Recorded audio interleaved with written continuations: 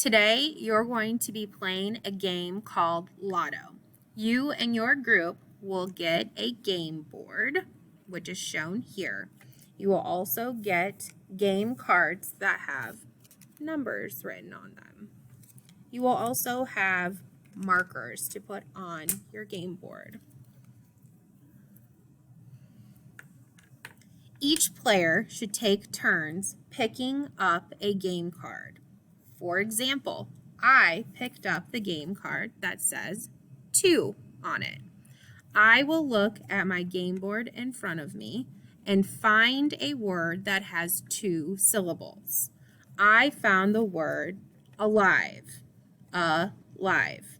I will then take one of my game pieces or markers and cover up the space that says alive.